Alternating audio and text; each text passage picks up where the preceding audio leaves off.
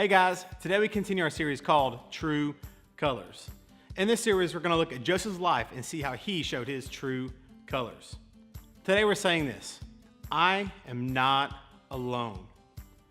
Just like all of us, Joseph had good moments and bad moments, but in all of his circumstances, he remained true to God and true to himself. Joseph was his dad's favorite out of all of his brothers, and even gave Joseph a Technicolor coat to prove it. Joseph's brothers hated him and sold him to slave traders who sold him to a guy named Potiphar.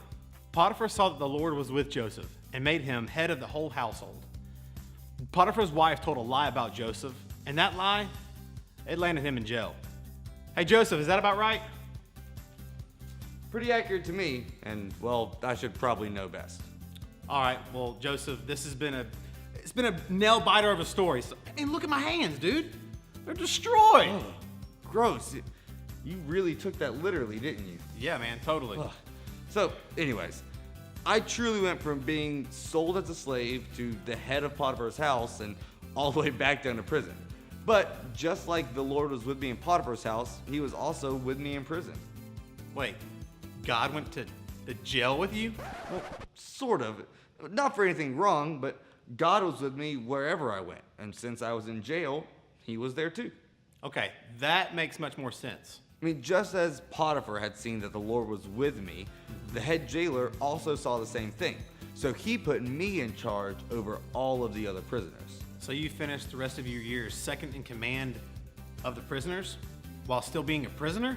Well, no, not at all. Do you remember those dreams that I had when I was younger and told my brothers that they would bow down to me one day? Yeah. Well, that crazy gift of interpreting dreams actually came in handy once again. Man, I'm not 100% sure you want to go down that road again. I mean, you might not know what happens. Well, what do you mean? Okay, listen.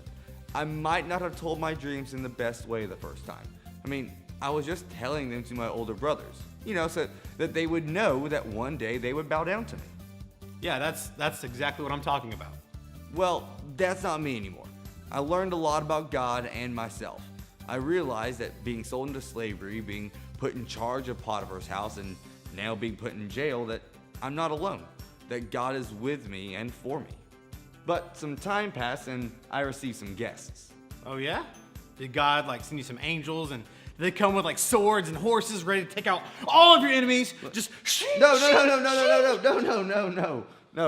not at all. Oh. Well, I mean, he could have done that, but he went another route. And those guests that I spoke of earlier were sent to prison from Pharaoh himself. And they did something that Pharaoh didn't like. And let's just say these guys had some crazy dreams too. So naturally, I interpreted them. Hey, you know what? Let's just kind of hold off for that story another day. Can we do that? Hey man, listen, I'm only finishing this story for you. I mean, those fingers are looking pretty rough.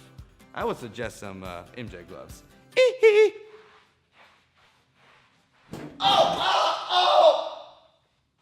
You know what?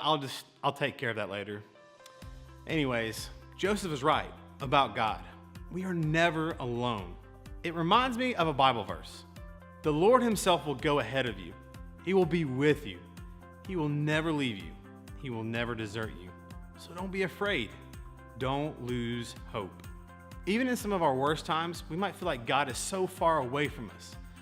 But God is always right beside us, waiting for us to call on him and trust that his ways are best and that there is no situation too hard for him. We have seen how Joseph never let his circumstances define him. Joseph always showed his true colors, even when things were not going his way.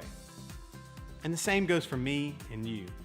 We don't have to let the world tell us who we are because we are children of God.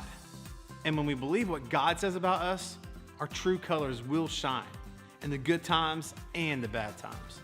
So again, today we're saying this: I am not alone.